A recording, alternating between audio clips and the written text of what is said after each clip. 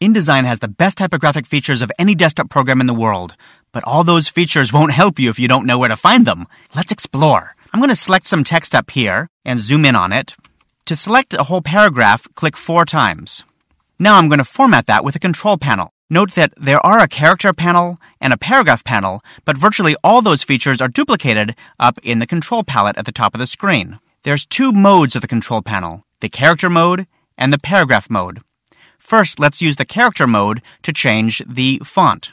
I'll select the font and type GAR. That's all I need for it to guess Garamond. Now I'm going to press the down arrow key to move to the next font down in the list, which is Garamond Premiere Pro. I'm going to press Tab to move over to the font size and type the font size, which should be 10, and the font leading, which should be 12. This confuses some users because leading is a character format, not a paragraph format in InDesign. We can also change the kerning and the tracking, also sometimes called range kerning, of this text. In kerning, we could use optical kerning, which tells InDesign to actually look at the character shapes and do appropriate kerning between every character. We can also set the tracking for this. Let's make it a little bit wider. Now, because we want to apply this same formatting to a lot of paragraphs in our document, we're going to use the Paragraph Styles panel and create a new paragraph style. You can click on the New Paragraph Style button, but if you Option or Alt-click on it, it actually brings up the dialog box. So that's what I prefer to do.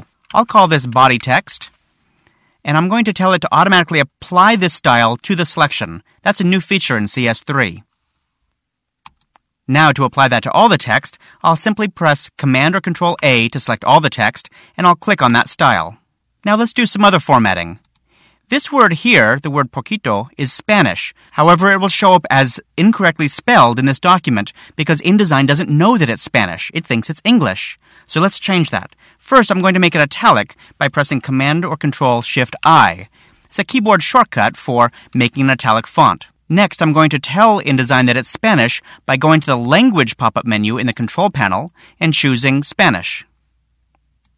Now it will spell check and hyphenate correctly in my document.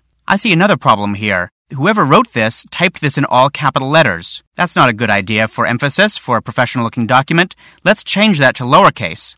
I go to the Type menu, and in the Change Case submenu, can choose lowercase. Now I'll make this italic as well for emphasis. If I zoom down, I can see that there are some numbers here as well, including a fraction.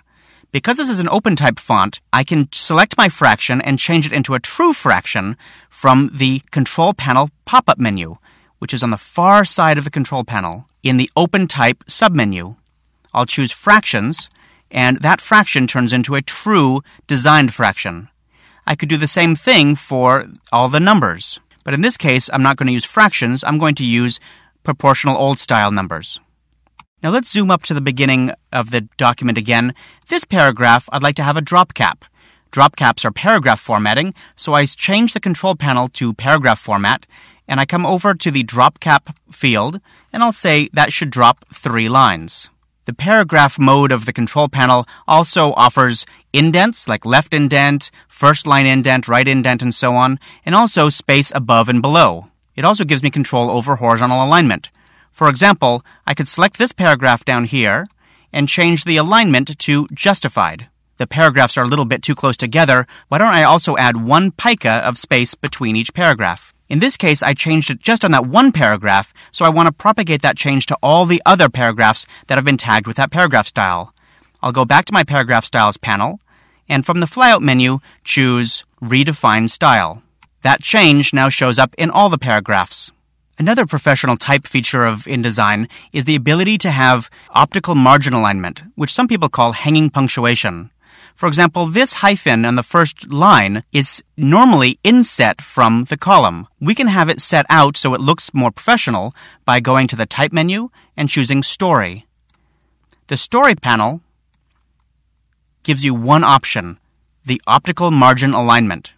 When I turn that on, all the margins align so that hyphens, commas, and so on sit slightly outside the column, and it makes it look more professional. Sometimes you may not want the optical margin alignment to apply to a particular paragraph, so new in CS3 is the ability to turn it off on a paragraph level. You go to the Paragraph panel, and in the flyout menu, choose Ignore Optical Margin. By the way, Working behind the scenes in InDesign is the Paragraph Composer. The Paragraph Composer is a very powerful text composition engine which looks at an entire paragraph when trying to figure out justified text. You can easily see this in action by changing this paragraph to forced justify. Notice that the entire paragraph changed instead of simply the last line. The Paragraph Composer is always looking at the entire paragraph instead of one line at a time to make sure that you have even spacing throughout the paragraph. You can see what that looks like without the Paragraph Composer by choosing the Adobe Single Line Composer from the flyout menu of the control panel.